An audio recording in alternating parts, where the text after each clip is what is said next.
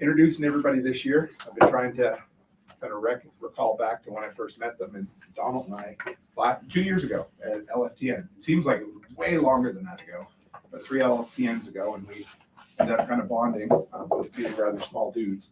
So we commiserated over, not being able to reach things on the top shelf, and airplane seats being way too big for us. That was always been our issue. So, but we really hit it off, and we've kept in contact a hell of a lot. And I really do treat you, think of you as a brother from another mother. And you do treat me like one too. Yeah, I try my best. So. But this dude, I'm saucy, hit me. I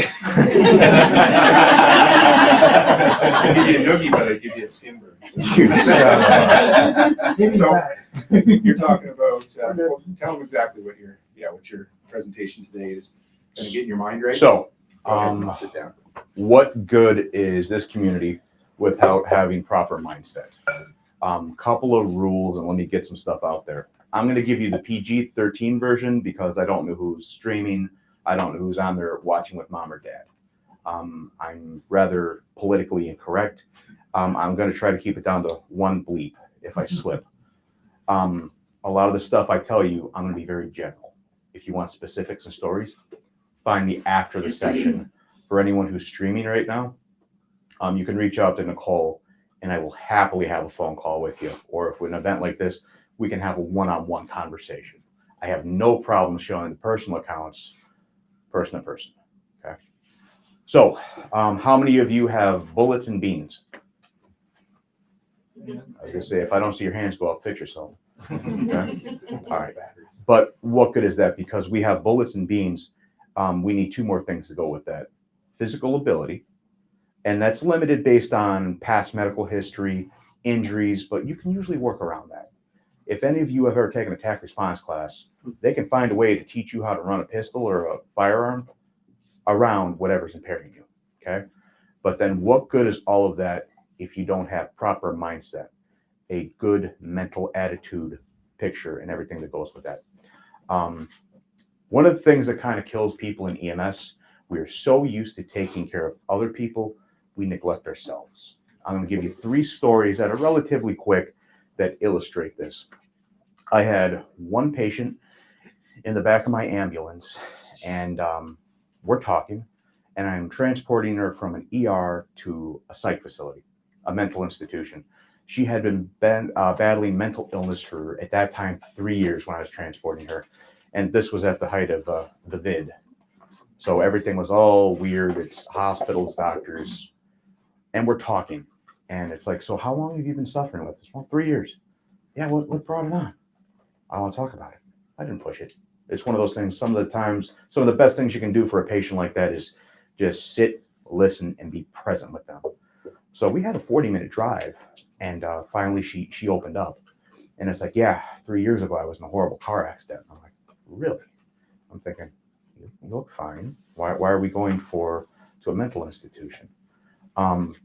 She saw her best friend, childhood best friend, get decapitated in that. Wow. Yeah. So that's one of those, like, she recants a story, and now this is buried in my head. And it's like, wow, she's been living with that for 3 years. And when she gave me more of the backstory, it's like she's been in and out of hospitals, tried every different medication and dosage, talk therapy, psychiatrist, and somehow she finds a way to wake up every day and function. Some days better than others. That's just her story. Another one, young man, girlfriend broke up with him, and it was the love of his life. I also didn't mention he's 20, so the love of his life, I digress. But at that time, that was the worst thing that ever happened to him. And he wanted to commit suicide. He didn't want to be on this world at that time anymore. And we had a 20-minute drive from where we were to the hospital. And he's calm, he's compliant. Anytime you're dealing with a patient that's threatening to harm themselves, anything in between, we take that seriously. Because it's the one time you let your guard down, you'll be driving 80 miles an hour on the expressway and then jump out and get hit by a Mack truck. Okay, so if he didn't want to be here anymore, I was sure to sit with this guy and pay attention to everything he did, everything he said, but still treat him and be polite. We pull up to the hospital, and it's one of those where I was sitting with him in the back. My partner at this time leaves to go into the ER because we, based on a little bit of what he was trying to do, we wanted public safety security to escort us in. It's like, okay. So I'm sitting with him alone. I'm a big guy, but size doesn't matter. David and Goliath, right? And he says something to me, and just all the red flags go up. I wish I would have gone about this differently. Excuse me? And I'm waiting for him to grab something, do something. It's like, what do you mean? As I'm about ready to draw up ketamine, give him a little night-night. He says, I wish I would have gone about this differently. Elaborate. Well, it's Saturday. Sunday, the doctor isn't open. I wish I would have waited till Monday and called my insurance and saw what was in network. I'm like, okay, no kidding. It's like, you're just worried about the bill. I'm good with that. Too late now. So it's like, you have the first person that's living with that after a tragedy. You have him that acknowledges, I have a problem and I want to get it addressed. And then the third story, this one just out of the blue. Sometimes when things happen to people or they do things, we just don't know why. And that's going to drive you nuts. It was this last Thanksgiving. Dad walks downstairs and it's like, I'm going to pull out the deep fryer from the garage. I'm going to deep fry a turkey. So he knows his son's keys are still on the little key rack in the kitchen. He's thinking, well, it's Thanksgiving. Maybe my son, called in, didn't want to go to work. 18, he's working at a Jimmy John's. So it's a job. So as he goes to open the door, he notices that the door won't open. So he's a pretty big guy, and he says he gives it a hard shove, and then he sees a ladder on the ground. It's like, what the hell's up with this ladder? He found his son hung himself. Yeah. Okay. First two people had issues and wanted to get them solved. When he walked in on Thanksgiving Day, he saw his son no longer with us. And it really hit him hard. Did I mention that was my brother-in-law, my nephew? Oh, no. Yeah. And the part that really drives it home and just kind of makes you wonder, like, I deal with these kind of patients all day in every way, shape, or form. But when it's someone you love, and part of your family, I don't care all the training in the world, it just hits you sideways. And then the worst part was, no one got any answers on why. Police were called on scene, went through his social media, went through his phone, went through all his personal belongings. There were no signs of no online bullying, no this, that, or the other. It's just 18, and I think we can all remember that age. How many of you would want to be 18 again? No way. You're as long as Dick Cancer, so stay James Jager. I would never want to go back to that age. That was just a horrible time, I think, for everybody. And then fast forward. Think of the responders that have to go to those scenes, and think of you if you had any of those people in your cadre. Here we're all talking about close-knit family. What happens when a 1 o'clock, 2 o'clock in the morning phone call, happens to go out, tactical, Tim, Nicole, Ed. I just got off the scene and off work of a really just pediatrics will mess you up. And then dealing with the Thanksgiving thing, the bad call happened first. Fast forward, my nephew did his thing. And it's like, this is all starting to build up on me. Like every day you're running calls. Every day I'm teaching class. And then one of the hard things was I teach class and run an ambulance. But in class, you always get that jackass student. And I'll say it again, that jackass student. What's the worst thing you've ever seen? That's a very loaded question asking any kind of first responder, because I'm going to say we're all adults here. To them, between 18 and 25, they're still wet behind the ears. When those students or individuals ask that, it's going to be more of, well, I'm replaying it in my head, and now I'm living it, but I'm not going to tell you. And then they get a little upset and throw a temper tantrum. But then I'll usually tell them a fun call and like back off. But then you got to live with that. It's like, you just made me live that. So teaching classes, always on take 1 or 2, students comes like, Don, what's the worst call you ever been in? Thanks. I wait till after class and I go, oh, my bottom right drawer soon. My name is Don and I'm an alcoholic. Okay. So all of that stuff started to compile on me, and I started turning to the bottle to take care of it. Okay. I got to the point where I would be teaching classes for students, and I'm more concerned about going back into my office and getting that bottle of rum that's at my desk. I would lock my office and my coworker, and we're very close knit. He knew anytime I go to the vending machine, if I came back with a Coke, don't ask questions. Go disappear. Shoot me a message if the general manager's coming. I'm not saying it's right or it's wrong, but that's what we deal with mental health, how we cope. It got to the point where it was so bad. I was in my office and I'm flushed and rosy cheeked. We had nurses, paramedics come in from a hospital in the another garage that was at my company, and we're teaching a CPR class. I walk out and it's like, I got this. I got this. CPR, high quality CPR. And I'm scanning the room like I'm doing right now. And I see a nurse from a hospital close to where I work. And he's flushed in the face and he's holding a big styrofoam cup. It's like, I see you. You can spot that a mile away once you're actually into it. So it was okay until it wasn't okay. I was able to, well, I'll drink after work. Cool. 6 beers, 24 beers, a bottle.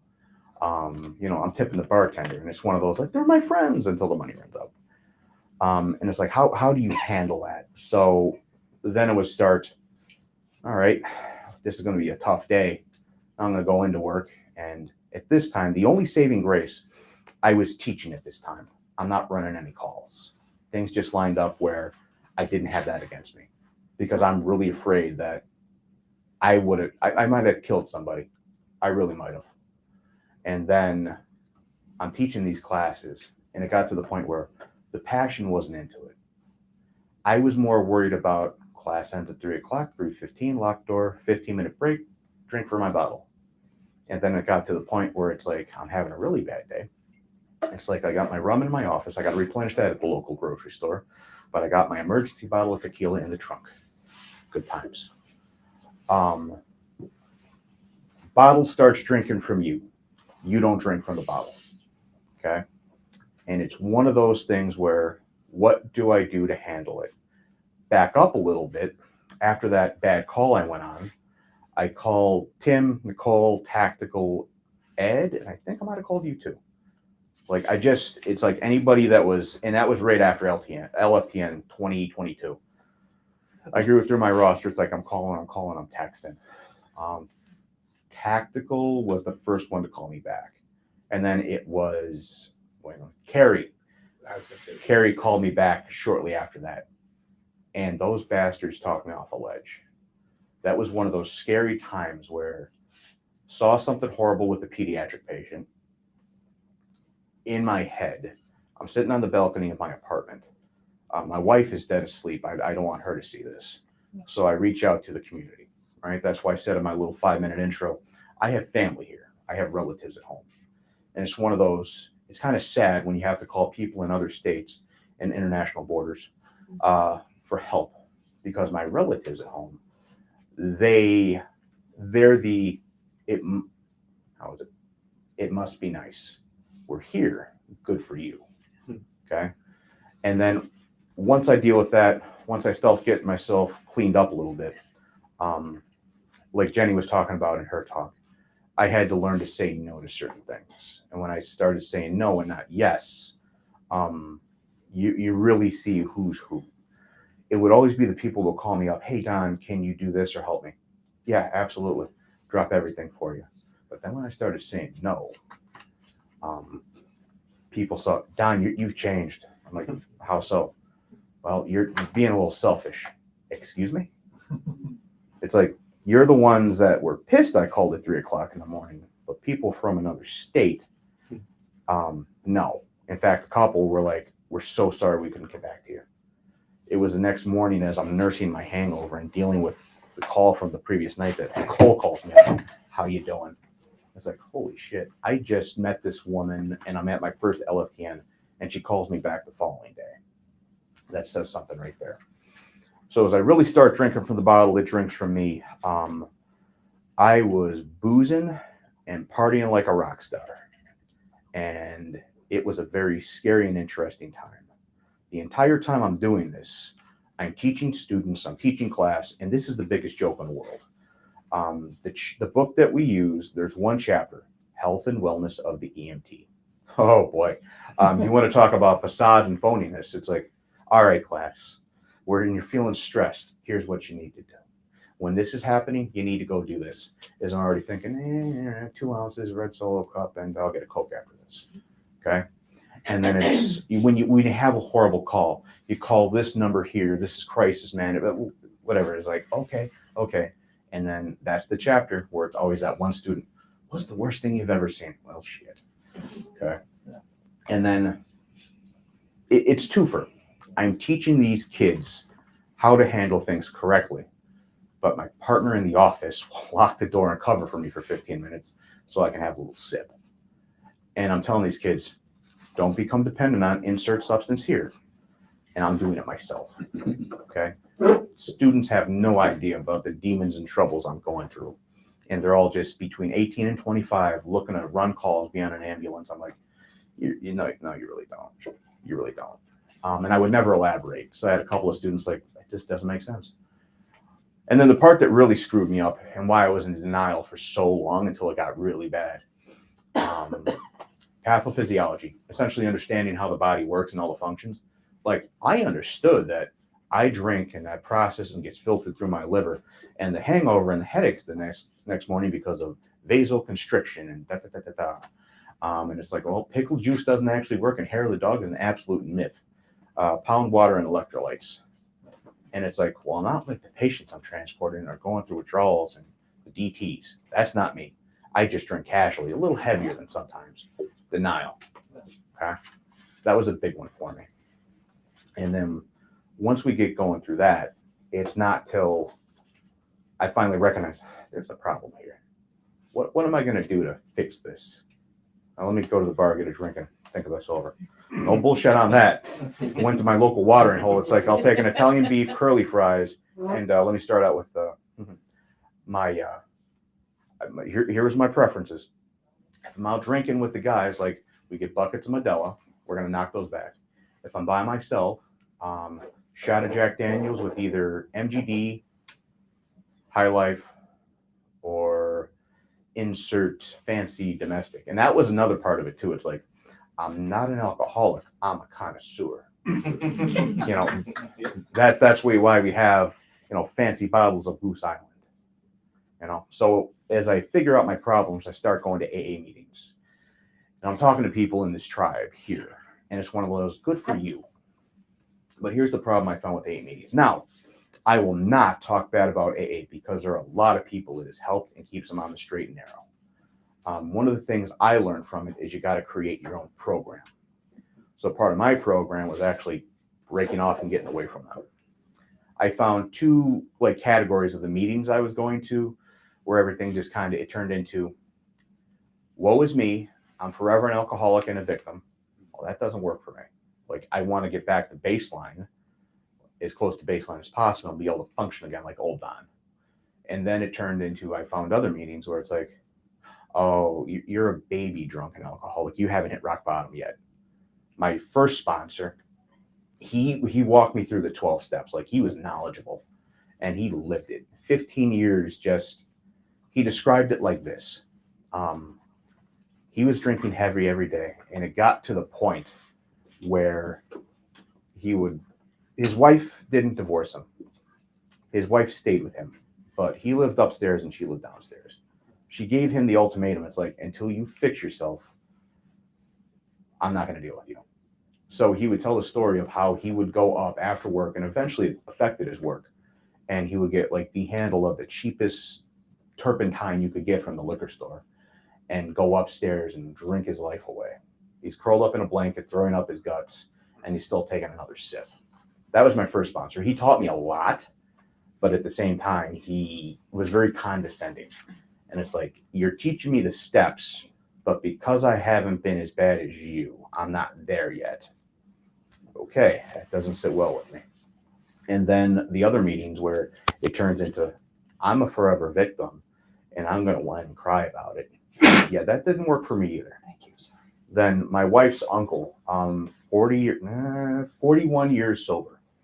So I started talking to him, and some of his things and purviews they didn't really line up with me. The one thing that stuck with me is like work the 12 steps, and then work my program.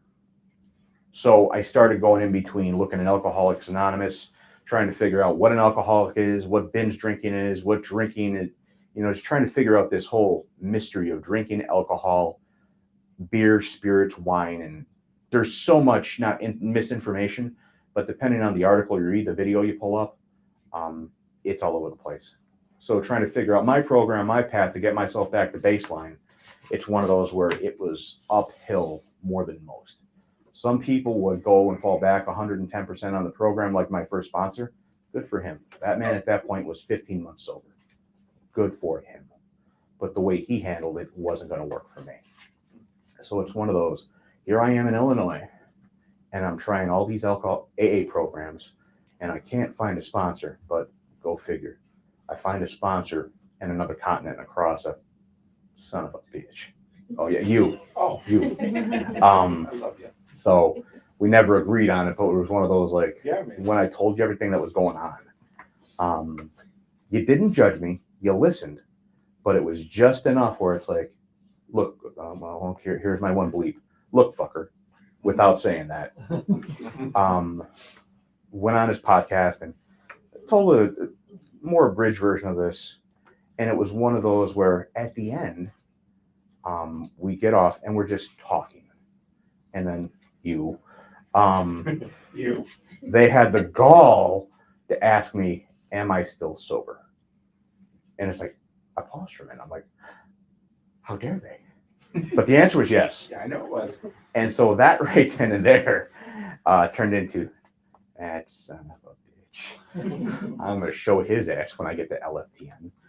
And that's just it. It's the motivation where 1 day at a time is absolutely real. 1 hour at a time, 1 minute at a time. I was so afraid because I gave Nicole my last fancy bottle of insert here. It's like, this is for you. I had those 2 bottles of Bourbon County I traded last night. Those were the last of my stock. According to people in AA, it's like you got to dump down everything. $100 bottle of Jack Daniels and a $23.99 bottle of Bourbon County. It's like, I'd rather give those to people that I can connect with and supporting me through my time. And at the same time, I'm still getting rid of my demons. Just part of that support structure. So Tim checks up on me, I'd say every couple of weeks, and I'll reach out to him on the opposite weeks and just, it's like, hey, doing this, doing well, still sober. And then it's one of those, like, when the urge to drink came back, you free for a phone call. Did you ever have to drop anything? Because I mean, I just made time when I could. I know the first night you called, I missed the call and didn't call you until like a day later. But I know I assembling furniture one day and I just went out and sat the fuck in the car and talked to you. And I never feel like I do anything good, but no, it's just for me in my program, it's just accountability. Like my original sponsor, I could drive 20 minutes and be to his house. And as long as I went ahead and I met with him every Tuesday at 7:00, things were copacetic. But when I would need to deviate, it's like, hey, I'm at work late. You'd think we could meet here in my office like 7:15. No. I got to go to you. You can't meet me halfway. But a man in another goddamn country, we're not meeting at the border. I've asked, you always say no. I'm the one that's addicted. And if it seems like I'm deflecting, part of my program and recovery is joking about it. I kind of held off the first couple of nights and days we're here talking about it because I knew I was going to be here. Now from this point on, you're going to hear me crack so many jokes about alcoholism and drunk and all of that, because that's part of healing and part of becoming better. My sponsor from another country, I can call him up just about any time he picks up. And I know I'm going to see him at least once a year in an event like this, or twice or 3 times a year, depending on how our calendars match. Like, my sponsor won't come to me, but a man from another country, I can meet him somewhere and we can sit and talk. It's just interesting, the process of recovery. How does that tie to mental health? There's no definitive answer for that. It's one of those where every day is a struggle and other days are fun. Like the first night I'm here, I cut out at 8 o'clock. Told this man and told Nicole, it's like, nah, I'm not going to stick around for the libations. And if you notice, I don't get here typically till after 10. Well, I found a meeting on my way from the hotel to here. It's like, I don't really participate in AA anymore, but it's like, let's just fall back on the roots of what kind of work and got you on the right path. So this meeting, it seems pretty good. Been there the past 3 days to keep everything straight and on the correct path. And then by doing all that, I'm now able to sit, joke with you. We sat for probably 2 hours just shooting the shit. That was 3 bleeps. Damn. Just talking, joking, and Ed, you in here? Where you at? Ed, he's also fellow alumni. He was part of that, and he knows. And we're just talking. And I know people are drinking. I think you were a little tipsy last night. What's your shoe size? Yeah. Moving on. I now have the foundation where I can cross 3 state lines and have 3 bottles of alcohol in my car because I know I'm going to give them to somebody else. I have no urge to crack them. And it's one of those too, listening to all the different talkers here. My biggest stressor right now is I need to make a career change. And I just got to find a way for it to be a little smoother than abandoning my one position. Once I do that, a lot of the stress will be removed. And everything that kind of ties to that, I'll take that one day at a time as that happens, and then more I'm in the classroom. I'm never going to give that up. And it feels good to come correct for these kids. And I don't open up as much as I do in a group like this. When they ask about addiction and patients like that, hey, why don't you go look up this guy, Toolman Tim Cook, and type my name in with that if you really want to know. Because it's just one of those boundaries as a student. I'll tell them about patients, and even I'll pretend to be a patient and tell them some stories, but they don't know it's me. It's not till after they graduate they get the unfiltered version of what I'm talking about here today. And then it's like, we had no idea. No one ever does. Okay.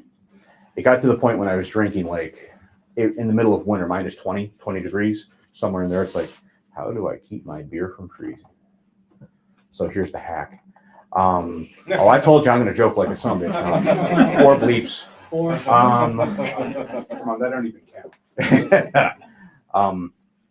I remember Jack on a podcast. It's like, if you take a hand warmer and you put it in a bucket, it seals out.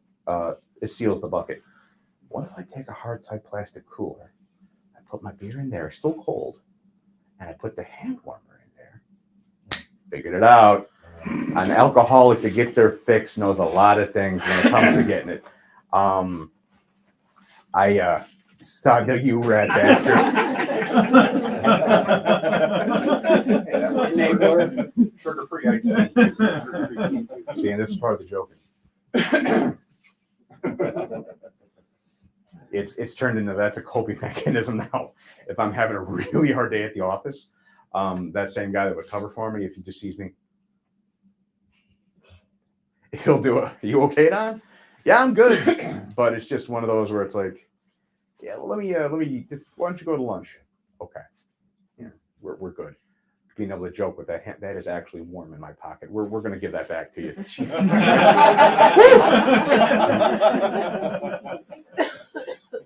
Just part of my program, getting better and talking about it. Students graduate, become EMTs. Then we can talk about it because we're no longer student instructor. We're now coworkers. We're now at the same level. So that was my story in a nutshell. What I like to do in my classes is do anyone know what a round robin is? Okay. Questions, comments, concerns. I'll go to each and every one of you because that's just my thing. It starts out like this. Round robins, I love them, you hate them.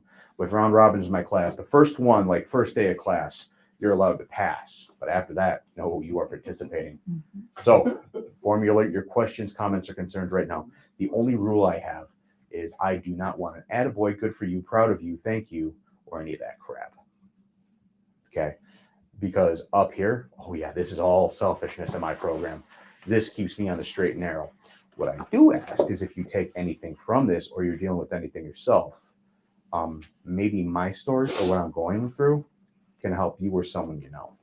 And if it's one of those, you want to go ahead and put them in touch with me. I'm still baby sober. I got a long way to go. But I've been, and this is one of the things I kind of went away from. My wife's uncle, my uncle, he said, in your big book, put the date you've been sober since. He's like, and don't look at it. So I don't even know how many days. So if I could get one person to start counting the days from January 1st, 2024, that's the exact amount of days I've been sober. So round robin time, I love them, you hate them, Rebecca. Okay, I do have a comment though. When you had called Tim when he was putting together the furniture and he went out, he was at the new daycare. And as he was going out the door, about to call you back, I hollered to him, I said, you better make sure you ask him if he's still sober. That's why I went to you first. Yeah. Because I hollered at him and I said, you better make sure. And he come back in and I said, well, and it's the first thing he told me. What do you got for me, Tim? I know you don't want to proud of you or anything like that. You better not. No, but I got a spear. I love you. Love you too, Tim. But yeah, how much weight have you lost? 4 months ago, I was at 360. 117 days. There you go. Oh, That's your nice. number. Thanks. Sorry. Yeah, I'll wait till 118. And then when 118 hits, it's like, I'll wait till 119. That's kind of how I get through it too. I went from 4 months ago, 360. Now I'm down to 346. Feeling good? Better. I caught myself slipping on the diet side. Sure, I get it. Sure. Have you been able to apply what you learned from your experience of sobriety to other areas in your life that you may be still working on? Because generally speaking, people with alcohol problems or any other kind of substance abuse have an addictive personality. 110%. So what else are you working on that you haven't yet mastered? Saying no. And then I think the biggest one that comes to mind right now is, I know when we talked a while ago, it's like worry about sobriety, but I want to be healthy. It was a month ago, no, about a month and a half. I ended up in the ER because I'm sitting at my work and it's like, why do I see 4 of you, Craig? Why do I feel off right now? Turns out I'm type 2 diabetic. And this community, we know how to fix that. Eat better, dumbass. Well, I think we're on bleep number 6. I apologize, but I really don't. Because I noticed when I was no longer drinking from the bottle, I started going through the McDonald's drive-thru. It's like, let me get the number 1 medium Coke. Yeah, maybe I supplement with an apple pie. I noticed that picked up. When I was talking to that group of old timers that got 40 plus years, 30 plus years, they're like, keep a pocket full of candy. And it's like, anytime you get the urge, pop that candy. And something about alcohol metabolizes, turns to sugar. It's like, it's a way to counteract it. So for me, the immediate one is getting my diet under control and getting back to eating correctly. There's some other ones too, because I noticed, like, yeah, you swung to a whole nother thing. Nothing detrimental, but Yes. not sauce.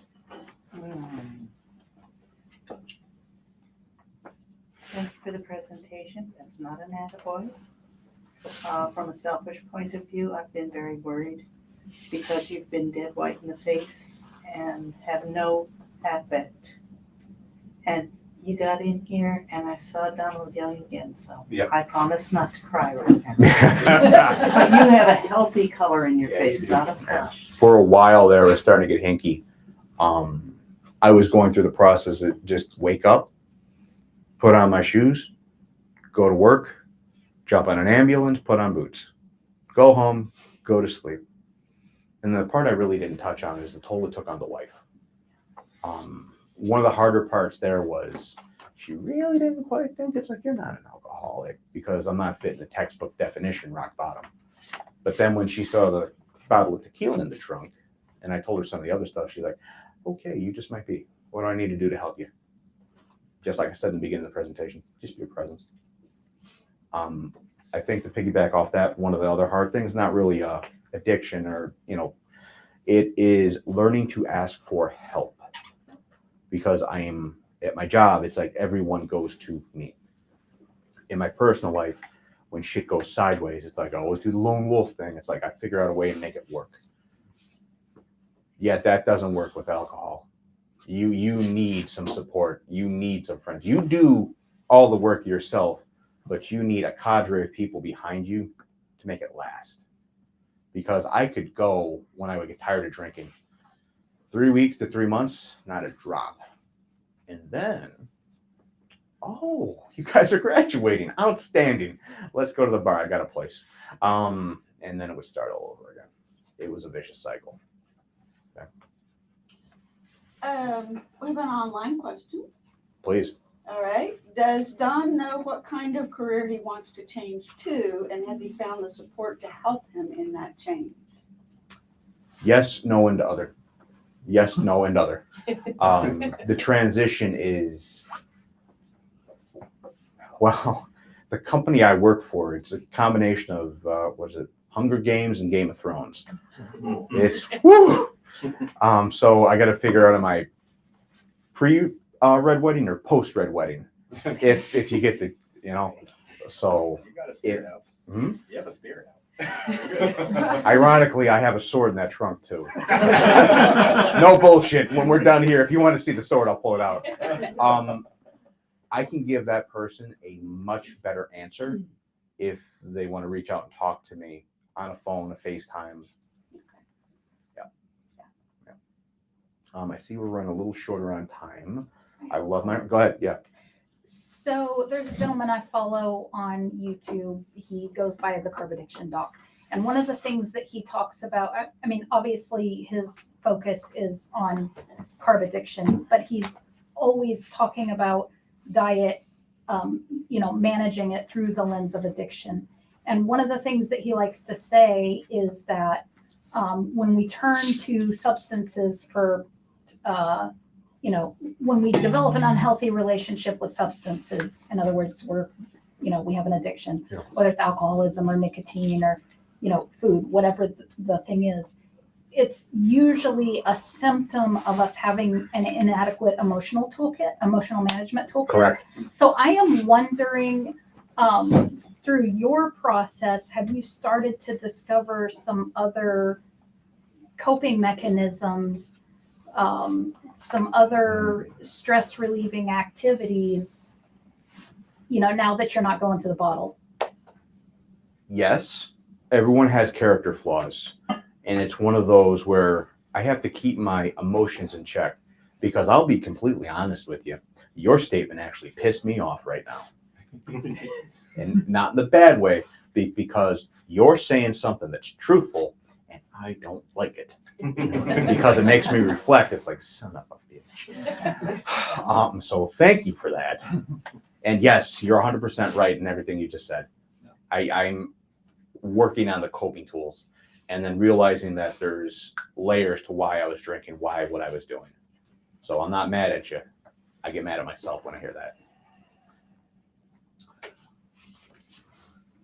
I just want to, because I support this group and I want everybody to be the best they can, I want to make sure that everybody realizes there is no such thing as a normal person. There's means and mediums across all the different spectrums of things that are involved in your life, but there is no person that is normal. So if you feel that you're strange in this way or that way, too aggressive, too passive, too loud, too quiet, afraid, outspoken, whatever you feel like, that's normal, because there's no such thing as normal. We're people, we're individuals, and we're all different, and we have our fortes and we have our weaknesses. And we all have a forte and we all have multiple weaknesses. And that doesn't mean you're a bad person or you're worthless.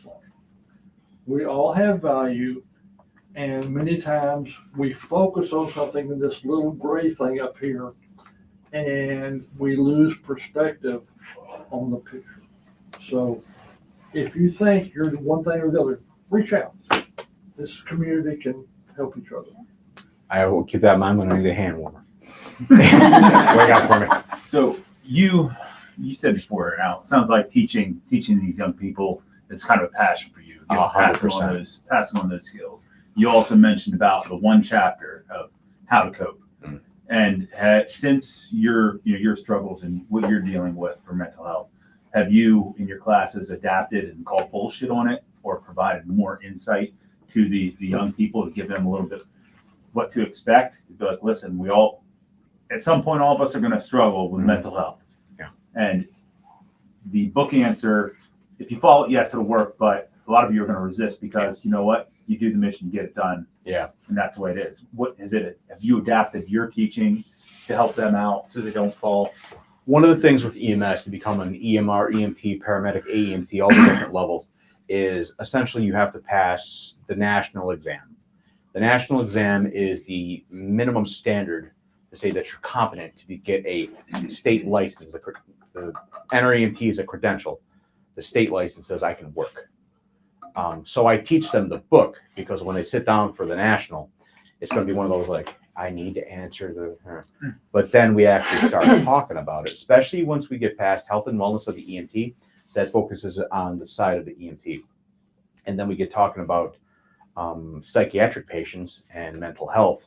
And it's like, I asked them, what's the difference between a psych patient and a regular patient? They're getting better. For a while it was, well, they're psych patients or more. It's like, so a psych patient can't have a heart attack? A psych patient can't break a bone? Oh, there's no difference. We treat them all the same. I have to handle them my little differently. Kind of like you were saying, Hawkeye. Go ahead. Did that answer your question? Well, kind of. So is it, do you then after the test, is it more of mentoring?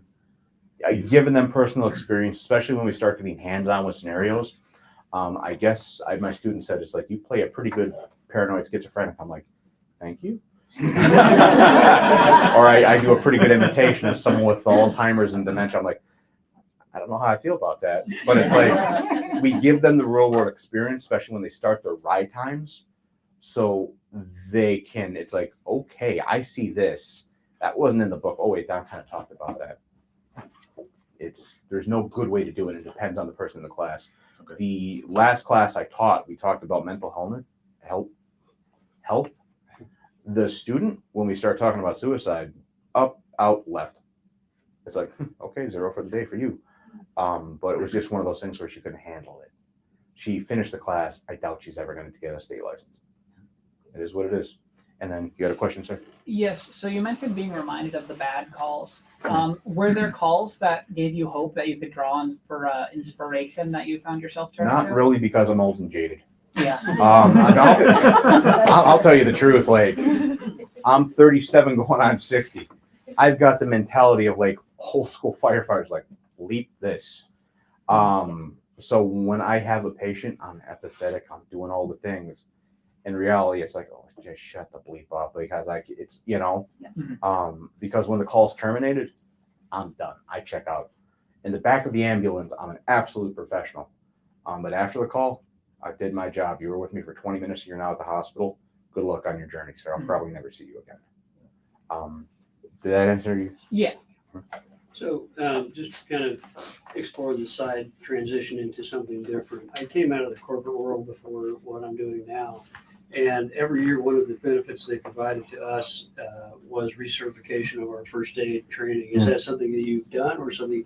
I know that the trainer who came in and did our recertifications was very well paid to do that, and it would not be a stressful environment. Probably, it may be boring for you, but it might be something to consider, because she did it as an independent consultant and made a very good living, because I know what she got paid to come in and teach 3 classes over a month at 4 hours per class. Well, for me, it's more of, if I can teach run calls on the ambulance in the firehouse, and then they want to start their education program. Like that's where I want to be, and I'm about 40% there. I was just curious because Yeah. it might be, I'm sure you probably had thought of something like that, but it Yeah. might be a side gig that would give you the opportunity to Yeah. teach and still, fulfill some of that need while being quite lucrative. Yeah. I kind of tell students this, and I'm kind of the same way. I'm not. You're not an EMS to be rich. It's not No, there. No, I get it. Yeah. But I just say, you do need a certain level of income to provide. And that I'm does- there. And that does shift the environment to maybe less stress. Well, currently at my job, director of education, not inserting company here. If I can get rid of that and segue to something else, just more in the instructor role and running on the Fair ambulance, enough. that's all I need. I'll ramen noodle and brown bag it instead of steak and lobster.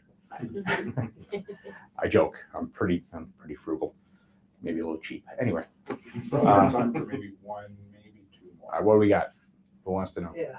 What's the progression you have to go through when you're in that moment and maybe you had a rough day, you sit down, there's a bottle there, you got a buddy who's drinking. What's the thought process, the progression Oh, you you have to go through? rat bastard. Because that's really the place that hits the hardest. You can right now make a decision to not drink, but Yeah. when you're surprised and in that moment, how do you get through that and say If no? you can answer that, you're going to be a multi-billionaire. Well, that's just it. Everyone's path is different. For me, well, I can't really talk about it because it was a barter blanket thing. But when who were we honoring yesterday? Marxist. Right? When we were honoring him, and it was one of those, like, I'm looking out of the corner of my eye to see what this guy's doing. It's like, is he watching me? Is he judging me? Because as we're passing to honor him, as soon as I hit this hand, I went right there. And then it's one of those, I wanted to come over by the fire with all the music, but it's like, I'm pretty sure they're drinking right now. So why don't I just stay over here and talk to other people? That's the best answer I can give you. And it's situation dependent. I had a good friend of mine since childhood. Ironically, he's now an alcoholic and he doesn't know yet. Because he's telling me about all his women troubles, and I'm sitting in a bar with this guy, and I'm drinking tonic water with a switch of lime. We're there for 4 hours. And just hearing how much he's pounding down and drinking, the saving graces. One, his dad came up. I'm childhood friends with his dad. He was more of a father to me than mine ever was. So this man's opinion to me matters. Last thing I want him to see me doing, he doesn't even know the battle I went through with alcoholism. Is for him to hear that and see me like break that, kind of like accountability for Tim. People I love and respect, that holds me partially accountable. And then it was also one of those things too, where I know if it had been just me, I probably would have relapsed. I probably would have drank. Get him. Do you need a spear? And I had my wife drop me off, and I had my wife pick me up, knowing that she was going to be there to take me to and fro. Yeah, if it had been where she was at work or I had an Uber, I probably would have been more apt. It's like, why don't you come over to my place? You can bring what you want to drink. But then at that, once I started getting uncomfortable, it's like, get the fuck out. Yeah, I gotta really watch that. I am not afraid to tell someone, it's like, yeah, we're done here. Anything else? Okay, so ends the round robin. I do have a follow-up to that if there's time. Sure. I have a buddy who's kind of like that as well. Probably alcoholic, would Yeah. never say he is. What's the best way to help somebody like that? You can't until they're ready. You really can't.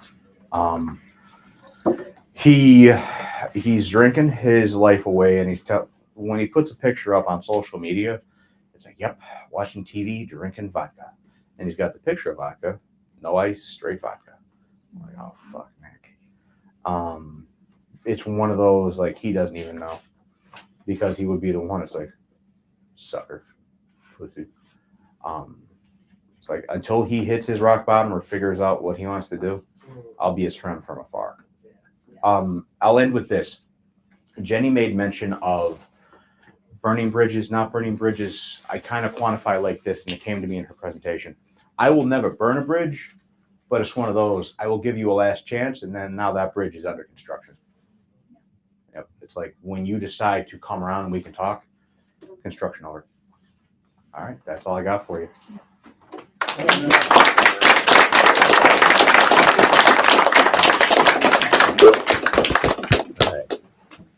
So lunch is next. The Hill right away, I think 12:30. So see you guys up there. Thank you. Let's get a drink. Water. Huh?